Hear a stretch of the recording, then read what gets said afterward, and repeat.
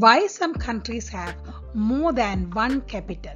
Surely there are some advantages and disadvantages to having multiple capitals. Some of the advantages might be that it could help two cities develop and grow, or help govern better by being closer to its people, or it could ease tension between the two rival cities, or help distance the government from the major population centers. Disadvantages could be less effective government, particularly when trying to pass a new law.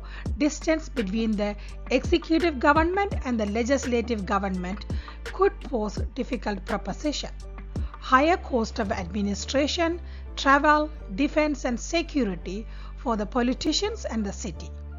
It could also create power struggle between two cities if the power is not balanced properly. You guys are pretty smart and you probably know most of them.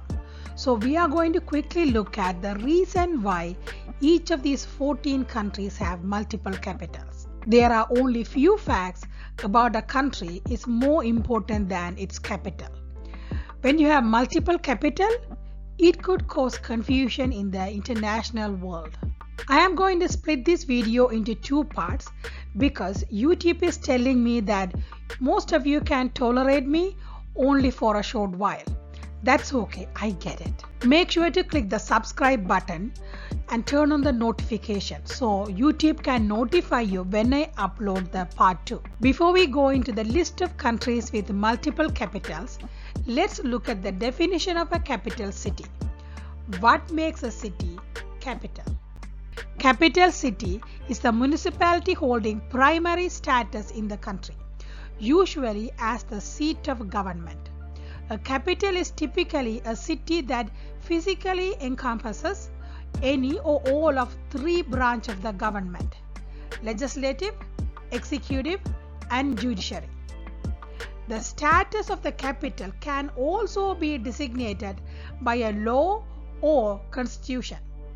If I could simplify the definition of a capital city, it's a city where the parliament, country's legislature, Supreme Court or High Court of Appeal, the country's judiciary, or the president's office or prime minister's office, the seat of the government, is located. It's a capital city.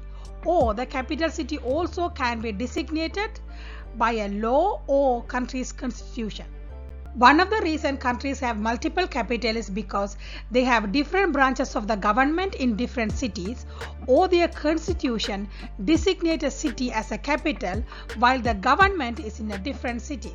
I am going to sort these countries by why they have multiple capitals. I was able to loosely group them into three different groups. First, it's congestion. 2, political reasons. 3, historical significance. Now we will look at the countries that have multiple capitals because of congestion. Malaysia has 2 capitals, Kuala Lumpur and Putrajaya. Kuala Lumpur was established as a capital in 1880 by the British, way before Malaysia was even a country, and continued to be a capital throughout its history, even after the independence. But the city grew bigger and got too crowded. In 1999, Malaysian government decided to move into a new city just 35 kilometers south of Kuala Lumpur and built new Supreme Court and Prime Minister's office among other administrative buildings, and moved the executive and judiciary branch of the government to Putrajaya that could handle administrative functions of the country. However, the legislative branch of the government, the parliament, is still in Kuala Lumpur, hence dual capital. South Korea's 2 capitals are Seoul and Sejong. South Korea is one of the most recent countries to adopt 2 capitals. Seoul has been its capital since 14th century. In 2012, Sejong city was officially opened as an administrative capital to ease congestion in South Korea's current capital and encourage investment in the country's central region. The government of South Korea has relocated numerous ministries and agencies to Sejong, but many still reside in Seoul, including the Supreme Court, National Assembly and the President's office. The construction of the new city is still under construction. It is expected to be completed by 2030, and at the time, the expectation is that the government will completely move to Sejong. Sri Lanka's two capitals are Colombo and Sri Jayawardenepura Kotte. They are only 10 kilometers apart. Colombo was established as a capital by British in 1815. In 1982, Sri Lankan government built a new parliament in Sri Jayawardenepura Kotte and moved legislative branch of the government to Sri Jayawardenepura Kotte to minimize traffic and population congestion in Colombo. Colombo still have the executive and judiciary government, meaning President's office and the Supreme Court, so it is also a capital. These are the only three countries moved their capital because of overcrowding. Now let's go look at the countries that have multiple capitals because of historical reasons. Benin's two capitals are Port Novo and Cotonou. They are about 40 kilometers apart. Since the 17th century, Port Novo has been the capital of Benin, while Cotonou housed the country's government. This split administration continues even after Benin's independence in 1970. Cotonou is the constitutional capital that houses the judicial branch of the government, the Supreme Court. Port Novo houses the executive and legislative branches of the government. Czechia has two capitals. This may be news to even some Czechs. Technically, based on the definition of capital, Prague and Brno, both of them are capitals of Czechia. Official capital is Prague. It is also the largest city, houses executive and legislative branches of the government.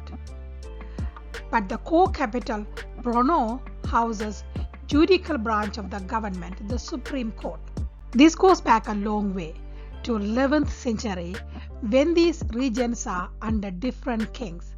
So to honor the history and to please the Bohemian people, Czechia has two capitals.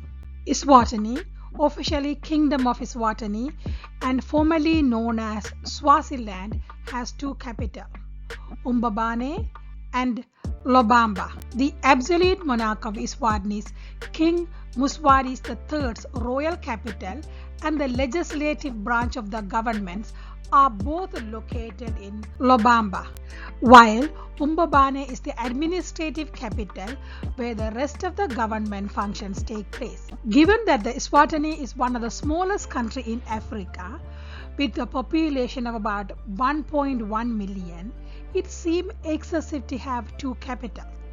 But the history of the country as a British colony has influenced its political development and led to the establishment of two capitals. Georgia's two capitals are Kutaisi and Tbilisi.